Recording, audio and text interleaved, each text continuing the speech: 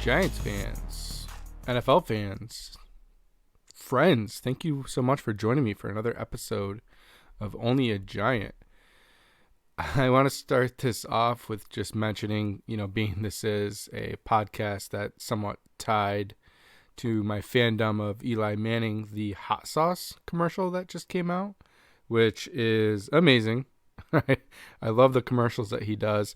I feel like at some point this off season I should probably go through and rank all of his commercials in order as to which ones I think are the best. Would probably be a fun episode. I think I'd have to try to get the videos and put that on Twitter or something too. So yeah, thanks for joining me, guys. Got a lot I want to get to today. We'll do the beer of the episode. We'll do some news around the league. We'll talk a little bit about players retiring. We'll also get into some Twitter and Instagram questions that I got this week. And then we will get into like a little bit of a free agency plan. And then look at, our free agents and some guys that I think maybe we could potentially bring in. And then we'll get into grading some positions, and actually today we're going to start with special teams, and then we'll do Eli Manning's next start, I should say, which is his start against the Bengals. Some kind of names that jump off the table right away are like Chad Johnson and John Kitna, Rudy Johnson, Shane Graham. A lot of good names on this Bengals team. Close game. Bengals did pull this one off right at the end, but kind of still a cool game to review. And then, another game where, they didn't win, but Eli was able to kind of keep it close and do some good things to help this team. So, yeah, I think that's the plan for the episode. And I guess let's start right away with the beer of choice. So let me get my Untapped app up, and we'll, go ahead and give this a grade. You can find me on Untapped at Only a Giant Podcast. I'm also on Twitter at onlyagiant_86.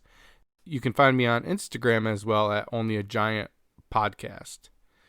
So yeah, let's get right into the beer. So today we're going to try this. It's Greylock, and it's a Greater Good Imperial Brewing Company. And this is an Imperial New England IPA, 12% I'll call it by volume. So it's kind of a heavy beer. I don't think I've had this before, at least that I can remember. So I'm kind of intrigued by it, and I'm excited to try it. Once again, just as so I'm gonna kind of review this on the Untapped app as like my first taste, my first kind of feeling of the beer, kind of the gut reaction, if you will. So yeah, let's give it a shot and go from there.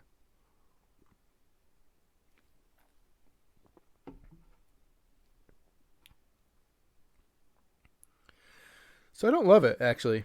Average rating on Untapped is almost a 4, and honestly, I think I'm going to give it a 2.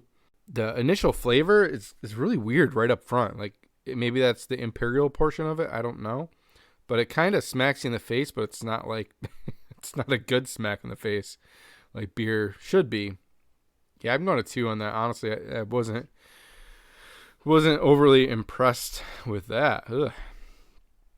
All right, well, on to some better things. Hey, for all the beers I've tried so far while doing this, I've had pretty good success with them, I would say. I've liked the majority of them. Granted, some I have had, but I love trying new beers. I love, trying things that I haven't had before, and this is probably the first one I've had that I haven't really been a fan of. So, whatever. So let's get into some news around the NFL. Phillip Rivers announced he's retiring. And there's been a little bit of debate about whether he is going to be a Hall of Famer or not. It's tough when you don't win, games in the playoffs or the Super Bowl, or, you don't have any Super Bowl wins. And he's kind of come off as smug and kind of, complained a lot on the field. And he had some good years. I just don't know.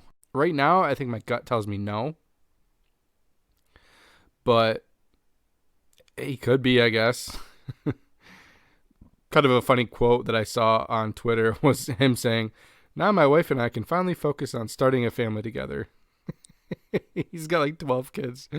So that's good. That's good, Philip. That being said, a lot of people don't like him just because of his attitude. I do like Philip Rivers. I think he's a good quarterback. I just don't know that he's Hall of Fame worthy.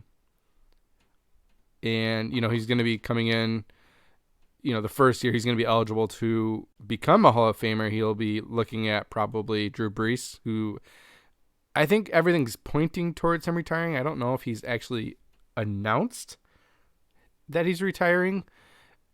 He's got to, though. His arm looked dead. He had some real rough injuries this season with broken ribs and everything. He just did not look good, honestly. You think that, too. It didn't look good. So we'll look at, who do you think could be Philip Rivers' replacement with Indianapolis Colts? Yeah, maybe they draft somebody. It wouldn't be completely shocking to see someone like Mitchell Trubisky end up over there. Maybe somehow, Dak ends up there. I doubt that. I could see someone like Ryan Fitzpatrick ending up there and starting for a year or two, while maybe they draft a guy and try to let him, kind of learn while Fitzpatrick starts for them. I don't know. The Colts are in a weird spot this year where, they lost Philip Rivers. T.Y. Hilton's a free agent. And that's like two pretty big pieces of their offense. Granted, T.Y. Hilton really didn't turn it on until the end of the year this year. But who else do they have at receiver? They're gonna need some things in offense, and then maybe they shift a little bit more towards that running game that kind of kept them going and had them alive in the playoffs. But it's going to be interesting to see what they do going forward, because they're going to need a quarterback, they're going to need some wide receivers, they're going to need a few things. So some more news in the NFL: Dwayne Haskins signs with the Pittsburgh Steelers. Honestly, I don't think there's a better position or a better team for him to have signed with. I think the Steelers can teach him how to be an NFL quarterback. I think Ben Roethlisberger is someone great to look at and learn from and, kind of mimic what he does. If there's a chance of Dwayne Haskins staying in the NFL and kind of reviving his career, the Steelers is like the perfect place to go. Great coach in Tomlin, always has a great defense, a lot of tools, a lot of weapons. I think the Steelers is a really, really good place for him to end up. I did hear that Ben Roethlisberger said he's coming back, and that's not all that surprising. But you got to think, man, he has a year left. He's not going to be around much longer in the NFL. And the backup quarterback that they have currently is not the answer. He's a punk, to be honest with you. Some more news: the Eagles hired 39-year-old Nick Sirianni, who served as an assistant coach to the Chiefs and to the Chargers. Kind of an unknown hire, kind of a weird hiring process with the Eagles there. It sounds like they interviewed everybody other than Deuce Staley, who I feel like deserved an interview. Speaking to my buddy Tyler, who is a big Eagles fan, he kind of seemed like he thought that it was his job and he deserved it. And they didn't even interview him, it sounds like. Kind of weird. My thought on it is they probably, he's been there for a little while. They've interviewed him a couple times already, it sounds like. So my guess is they just want to cut bait with the staff and get a brand new staff in there. They want someone that is willing to try to repair the relationship with Carson Wentz, because it sounds like ownership has come out and said that they want Carson Wentz on this team. Granted, that could kind of be a ploy to try to keep his value high as far as like being an NFL quarterback. I don't know. I still think Carson Wentz is a good quarterback. I'll never be comfortable playing him as a Giants fan, playing against him. He is a good quarterback. He just had a bad year. And he's kind of had some things work against him, and he's had no weapons. You draft J.J. Arcega-Whiteside, and you think that he's going to be something, and he's been nothing. You bring back Deshaun Jackson, and you expect something from him. Alshon Jeffrey has been nothing. Zach Ertz is kind of a shell of himself. Dallas Goedert, while being decent, hasn't always been healthy, and then their line has been healthy. And then they have this great running back and Sanders, and they don't use him properly. They have Boston Scott, who actually I think has looked pretty good the times that he's played, and they don't give him any carries. So it's kind of a weird situation there. I think that a new coach and a new staff and kind of just a whole new coaching staff is going to be a really good thing there. They might just tear everything down. I don't know. They have a lot of veterans that probably are sick of the way things have been going. It's going to be, I think the Eagles at this point, it might be a tough year or two with this new head coach. I don't know anything about him. He could be the next Joe Judge. He could be the next, next big thing. It wouldn't shock me, but also he could not be. He could be the next Ben McAdoo. He could be the next Pat Shurmur. He could be the next, Doug Peterson. Who knows? So at this point, I think I'll get into some Twitter and Instagram questions that I've gotten this week. So let's dive right into the questions. So the first one I have is on Twitter, and it's from @KyleKish4. His question is, being a Central New Yorker, do the Buffalo Bills have a legitimate chance on becoming Super Bowl champions this year? I mean, short answer, yes. When you look at it a little bit closer, it's a tough road. They have to get through Kansas City this week, or in a couple days, I should say. And that's going to be a tough challenge. That's a good team. It's a well-coached team. I think defensively they're not up to the level of the Bills right now, but they're coached good. They have Steve Spagnuolo as their coach on the defensive side of things. And then, if they do make it by the Chiefs, then you're looking at, in my opinion, I think you're looking at Aaron Rodgers and the Packers. And that's a tough matchup. But, the Bills kind of they caught the fire right at the right time. They're getting good right at the end of the year. I mean, they've kind of been good all year, but they're really hitting their stride right now. Offensively, last week I thought was going to be challenging with, if the Ravens could take away Stephon Diggs, what happens? Well, Josh Allen was able to spread the ball around. And you want to know what? They tried taking away Stephon Diggs, and they couldn't take away Stephon Diggs. He's just that good. His chemistry with Josh Allen, I think, is a really good connection. So, yes, they definitely have a legitimate chance on becoming Super Bowl champions. Does it happen? I think it could. This isn't like, the 19-0 New England Patriots versus the New York Giants. They have a chance. They do have a legitimate chance, yes. Their defense is good enough. Sean McDermott is an amazing coach. Josh Allen has been playing awesome. I'd like to see more out of their running game. I think that would help control the clock a little bit more. Maybe that's just me kind of. I hate the way the running game has devolved in the NFL. I think that it's just such a pivotal part of the game. I know everyone likes passing, everyone likes big long scores and yada yada, but the running game really helps the offense. It keeps the defense off the field for a little bit. It makes the defense respect the run, and you're not just looking right at the pass. So that would be something that I would just say the Buffalo Bills, if they could just get that going a little bit better, I think they'd be better off. So next question, Kyle, also thanks for that question, obviously. Next question is Ryan on Twitter, and it's Ryan Shear. He asks, the Giants have a number of positions they need to address in free agency and the draft. Wide receiver, edge, interior lineman, most likely, although I like the job Gates has done. What do you think we will try to fill with free agency, and what hole with draft should they target? Yeah, I mean, I agree with you, Ryan. I like the job that Nick Gates has done. I think he has earned the position there, the starting position at center, and that's his. I think he's going to be there for a few years at least. Let's see, kind of how he evolves. He's got to get better. He has had a great year, but I just think, as people get more tape on you, it's always kind of a game of, who's going to evolve more and quicker. So, but I think Gates is good where he is right now. I'll get into a little bit more of the free agency stuff and the draft stuff. I think wide receiver could be a double dip in both the free agency and the draft.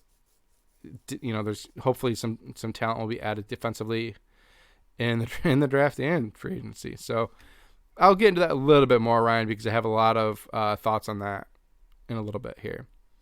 I do have a couple Instagram questions as well. Curtis Tillman left me, I think, three questions. So thanks for all of them, Curtis. I appreciate it. First is should the Cowboys sign or franchise Dak? Well, I don't think you franchise him unless you're trying to look to like do a sign and trade or something like that.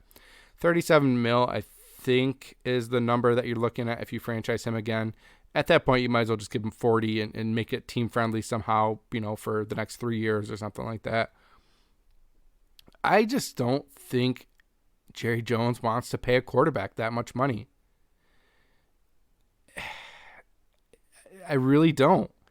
I think especially after they paid Zeke so handsomely, and you kind of see how that went. He did not have a great year. He kind of just didn't look interested a lot of the year.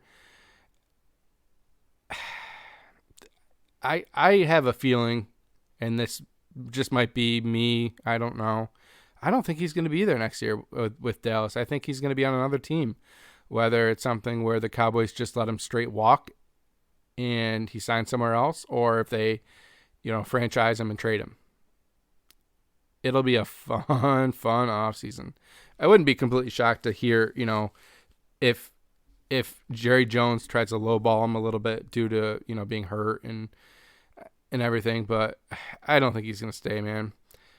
How crazy would it be if Deshaun Watson and the Dallas Cowboys kind of work out a deal, or the Texans and the Cowboys work out a deal to do a sign and trade with Dak and get Deshaun Watson over to the Cowboys? That would suck as a Giants fan. But hey, it wouldn't completely shock me. Curtis's second question is actually, where does Deshaun end up? And I think he's definitely leaving the Texans. Colts maybe could be an option. If things in Philly prove to be done with Carson Wentz, maybe they try to do like a little, a trade there with Carson Wentz and Deshaun Watson. But I think if that was to happen, if Carson Wentz, if that is done and over with, I think they just go to the next guy and Hurts. I really don't see the Washington football team being an option. I guess you never know. And, honestly, it'd probably be a good way to kind of get rid of the Haskins taste and, in the failed draft pick there. I don't see it with Washington, though. I probably would say the Dolphins are your favorite landing spot for him. There are rumors going around right now that the Texans don't love Tua, and obviously he would be part of the deal. That could be just, throwing out smoke screens and stuff. You never know. Patriots could be an option, although I don't know where they're at right now. They're kind of in a weird, I feel like rebuilding, but I guess they also had a lot of players that opted out this year. So maybe they come back strong. Maybe, he could be the perfect fit. Then you have a lot of other teams, honestly, that you could look at. Detroit, are they sold on Matt Stafford still? Carolina, is Teddy Bridgewater really the answer? Vikings, Kirk Cousins, are you sick of him yet? I would be. Raiders, are they sick of Derek Carr? I like Derek Carr. I think he's a good coach, a good quarterback. But there's been a lot of rumors that Gruden doesn't like him. Is San Fran an option? That could be. That could be a fit. So I don't know where he ends up, Curtis. There's a lot of spots that I could see being fits. If I had to guess, I still think the Dolphins are like your best bet. Patriots could kind of be like a dark horse, and so could the Colts and San Fran. Next question from Curtis. Of course, Curtis is actually a Washington football team fan. He's one of my really, really close friends. So I think this is him throwing a jab at me. Just throwing a little picking. His question is the 2021 starting quarterback for the New York Giants currently on the roster? And that's an easy answer. Yes, he absolutely is. I'm not going to sit here and say that this is going to be a big year for Jones going forward. It's going to be a big year for him going forward. If he doesn't prove himself this year, then he might be gone. I don't know.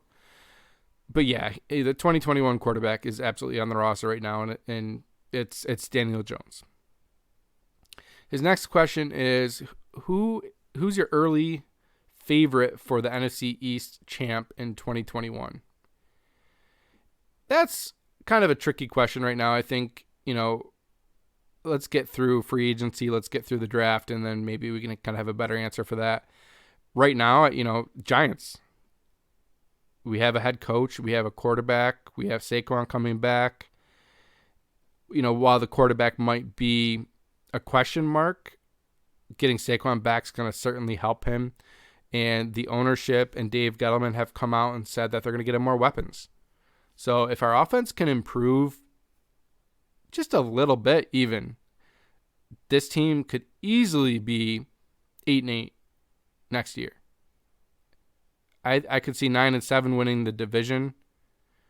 I think that the Giants probably have a good chance to get there. Washington, you can't count them out, but a lot will depend on them with the quarterback. Who's going to be their quarterback going forward? You don't really know right now. Philly, a lot of turmoil there right now. You really don't know what's going to happen. Is it Carson Wentz? Is it someone else? Are they, in a complete rebuild mode at this point? Dallas, I don't like McCarthy, man. He is a stooge. He's Jerry Jones' stooge. Maybe getting Dak back, if they do, that could put them kind of back into the favorite in the NFC East for next year. But he's not a good coach, and I could see him just driving the Cowboys into the ground and finishing 7-9 or 6-10 next year too. So we'll see. After the draft and free agency, I think I'll be able to answer that a little better. But right now, I'd kind of say the Giants and maybe Washington might be the front runners for next year. Another Twitter question that I have is from ewiz_99, and he asks, looking ahead, which team in the NFC East has the brightest future? Kind of a similar question to Curtis's. Giants, kind of being a homer a little bit there, but I do think the Giants have the brightest future right now. They have a lot of good young talent defensively. They have most of those players locked up. Obviously, they have to look at Leonard Williams, but you kind of got to assume that something gets done there. They have the quarterback. They have the running back of the future. They need some wide receivers. Tight end's a position of need, but the offensive line's looking like it's trending up. A lot of good things for the Giants going forward. Washington, you can't count them out. They have great defense, but you just still don't know who their quarterback is, and that's the most important position on the team. So once that's answered, then we may be able to look at Washington as a legitimate contender for the brightest future. So one other question from ewiz_99. He asks, of the 4 remaining playoff teams, which quarterback has the most pressure to win a Super Bowl? I can honestly say two quarterbacks, I think. I know that's not the question you asked, but I think Brady could really use it as like a good, like, fuck you to the Patriots for treating me how you did, and this is proof that I'm the reason we won, and I can do it elsewhere, and I'm still a good quarterback in this league. I would also say Rodgers as kind of a fuck you to the the Packers for drafting a quarterback instead of trying to get him more help. I could see Rodgers in this league for another 4 or 5 years easily. So if he wins another Super Bowl, I think that he gets the Brett Favre treatment where they kind of just let him play until he wants to retire. Unless he, announces he's retiring 19 times and then comes back every year. So hopefully that doesn't happen. So next I want to review special teams a little bit. I think I'll probably review each position group, but I'm going to kind of go in a different order just to keep things interesting, I guess. Keep it a little bit different from what everyone else is doing. So let's start with, special teams. I guess let's start with Riley Dixon. He had 65 punts this year and averaged 44.8 yards per punt. Did have one blocked. He had 28 inside of the 20, and his net average was 39.4. So not amazing. He really didn't have a great year, but I would say, it was average. If I had to give him a grade, I'd probably go with like a C plus to a B minus. Graham Gano had a really good year, actually. So he was 31 of 32. His long was 55 yards. Did a great job with kickoffs. I'd give him an A. He just overall had a really solid year for the Giants, and he did sign an extension. I think he's going to be someone that's going to stay with the Giants until he retires, I hope, at this point. So, Graham Gano, I'd give an A. The kick returner, Dion Lewis, I would give a freaking F for failure, for sucking, for being so frustrating. And maybe that's a little bit of an overreaction. Realistically, if you look at his stats, he fumbled twice, didn't really do anything else that bad. But, man, those fumbles sucked. And he did have a couple of decent kick returns towards the end of the year. But I don't care, man. I was not happy with anything that he did on this team. So F for you, good sir. Special teams coverage, I'm going to go B minus. They kind of had like an up and down year with that. I think they were definitely decent, but kind of up and down, really.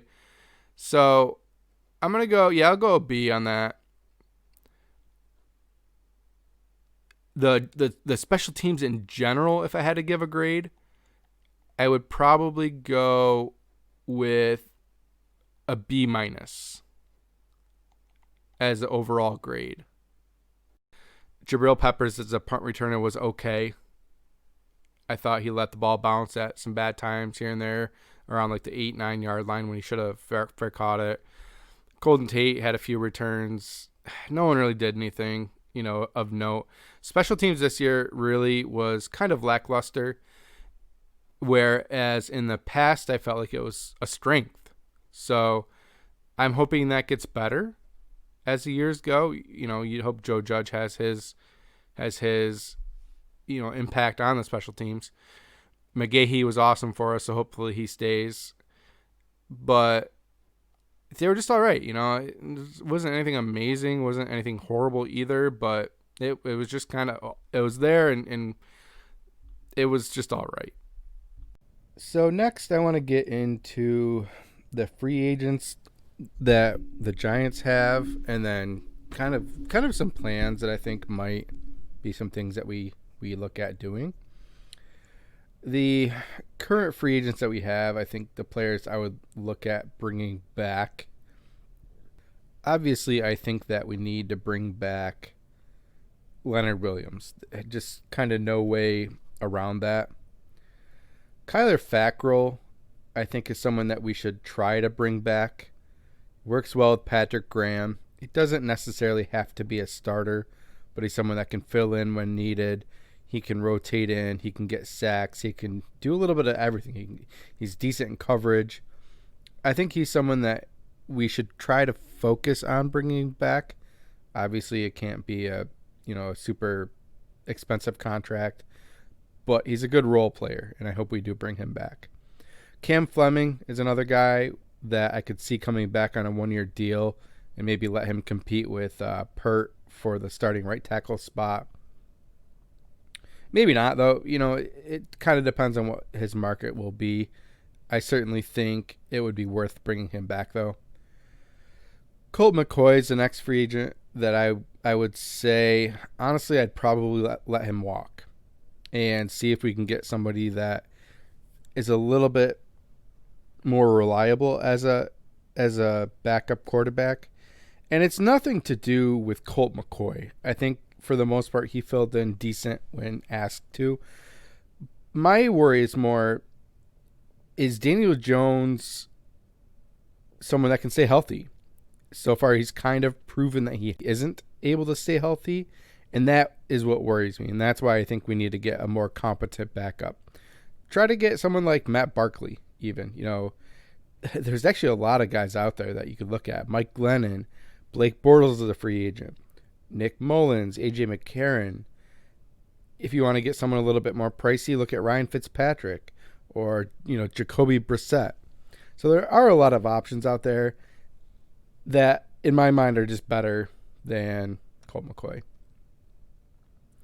Nate Ebner is next. I'd probably try to bring him back. I think Cody Core is someone that might get cut. And I would say bring Nate Ebner back. He knows what Joe Judge wants. He just can't be on the field as a safety. He needs to be a special teamer. Dion Lewis, if you couldn't tell from earlier, we could just toss him in the ocean, get him out of here. I want nothing to do with him. Austin Johnson, I hope they bring back as, kind of another rotation piece. Unfortunately, Delvin Tomlinson, I really want to bring him back. The more I think about it, the more we're kind of in a position to be able to replace him. So it's with a heavy heart that I have to say I think we let him walk. I think B.J. Hill can rotate in and play well. I think Austin Johnson can play well. The other thing is R.J. McIntosh. Now, I'm not sitting here saying that he's going to come in and be the savior and he's going to be amazing. And I'm not saying anything like that. He's been on this practice squad all year, but for a reason that I don't really know why. But he's been protected almost the majority of the weeks, I believe. The Giants are able to protect a couple of players on the practice squad, and he's been one of them. So I kind of feel like that must mean something. Maybe, he was injured the year prior, his rookie year. He had something kind of weird going on that we don't really know about. Maybe he's still kind of recovering and he's still kind of getting his feet wet in the game. Maybe they just kind of told him, hey, we're redshirting you this year type thing, and we'll give you a chance next year. I don't know. It just seems weird to me. It makes me think that they might have plans for him. Next is Jabal Sheard, who is a free agent. I would bring him back if possible. Another good rotation guy. He can kind of fill in when needed and eat up some snaps to kind of help keep everyone fresh. Alfred Morris, I think, is gone. I think you bring in a little bit of a better backup. And obviously that kind of goes into Wayne Gallman, who I think is gone. He's going to get a better contract somewhere else than what we're going to offer him. Casey Kreider, he did a fine job, I think. His name really wasn't called too much, so it wouldn't surprise me to bring him back. Adrian Colbert, whatever, get rid of him. I don't really care. Ryan Lewis as a restricted free agent, I could see coming back on a 1-year deal and maybe competing in the cornerback room. So that's our free agents. Next, some veteran cuts that I think could help get some salary cap issues taken care of. Golden Tate's an obvious one. He's gone. I don't think there's any question about that, really. He just doesn't belong here. I think maybe it's time for him to retire. I don't know. But he's gone. And cutting him will save $6 million. That's worth it right there. We do eat 4.7, but that's part of the deal. It is what it is. Kevin Zeitler is someone that wouldn't shock me if we cut him. We would save $12 million, and only $2.5 million would be a dead hit. It wouldn't shock me maybe if they can work on some type of contract restructure to try to keep him, because he is, one of the veterans on this team, on this offensive line, in a position where you kind of want those veterans. But he's getting older. I don't know. I think unless you can bring that, cut that number in half, I think I would move on. Nate Solder, he's probably gone. I don't know exactly how it's going to work, but he's probably gone. One thing I want to actually bring up with him. Everyone gets so mad about Gettleman signing him. What did you think the Giants were going to do? What did you think he was going to do back in 2017 or 2018 when he signed? So 2018 when we signed him. How mad would fans have been if we were just like, no, Eric Flowers is going to be our left tackle? The people would have revolted. We had to sign him. That was the going rate for a left tackle at that point. Everyone knew that he wasn't amazing, but he was a serviceable left tackle. Obviously, serviceable might not have been the right word, but at the time, that's what everyone thought. So, shut up about that, man. The other option was trotting Eric Flowers out there at left tackle. I'd much rather have Nate Solder. So, it's what it is. But get off that. Man, it's just dumb. This is dumb.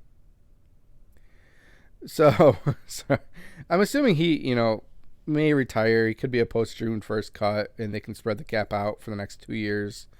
But you don't get that savings until June 1st, which could be used towards a rookie signings. It could work kind of a couple different ways. I think he's gone regardless. I don't see him coming back and being the right tackle or anything like that. Maybe they try to restructure him. I don't know. Couple others. Levine Toilolo, I think, is gone. He really didn't do much for us. We'd save $2.9 million. Cody Core, I think he's cut. We'll save $2 million there. David Mayo, probably gone. Save some money there. Evan Ingram? No, we're not cutting him. He'll be here. I could maybe see us trading him, but probably not. So that's kind of the way I'd clear some cap money. It's nothing earth-shattering, but that's what I would do. So some free agent targets. Originally, I would have said Matthew Judon, but the report recently came out today. I think today, actually, that he wants $20 million a year, and that's just crazy. I wouldn't give that to him. I believe he's 32. No way, not doing it. Someone like Shaq Barrett might be nice, but I don't think he's a fit for what the Giants will want to pay. Bud Dupree could be a cheaper option. He's 28. Someone that's worth looking into, I would say. Another guy to look at would be someone like Joe Thuney, coming over from the Patriots. Knows Joe Judge. Might be a little bit more than we want to pay, but he's still fairly, I think he's 29. He's an option. Definitely wide receivers is something we have to look at. I would say no to Juju Smith-Schuster for a couple of different reasons. First off, I don't really like him. I don't think he's that good of a receiver. Second, I worry about the Steelers, players coming, especially wide receivers coming from Pittsburgh. They did such a good job hiding everything with Antonio Brown that I don't like his attitude to start. Wouldn't shock me if they've kind of hidden some of that along the way. I think Allen Robinson is going to be too expensive to really think that we're going to sign him. It sounds like he's trying to get around like $18 million a year, $19 million a year in a 4-year deal. He's too, for the wide receiver position, I think he's too old. to sign that type of deal. Maybe T.Y. Hilton, you can get a little bit cheaper. Maybe Sammy Watkins, you could get a short-term deal. Maybe Marvin Jones or someone like that could be an option too. Keelan Cole could be someone that you could look at. Naming all these guys, still Corey Davis is the guy that I want the Giants to sign. He's 26. He's 6'3". I think he's the big guy that the Giants need. He had a pretty good year, just under 1,000 yards this year. He's someone that I think is under the radar, and he might only cost 10 to 12 mil a year, somewhere around there. And he could come in immediately and be our number one wide receiver. A little bit of a down year. The year prior to last year, he only had 43 receptions for 601 yards. But that's also A.J. Brown coming in and kind of asserting his dominance at that position. And then it's still a run-first team with Derrick Henry. So I wouldn't read too much into that. Another option is someone like Curtis Samuel, who I like. You know, he was he was a running back at Ohio State, and he converted to a wide receiver. So I think he's just getting better.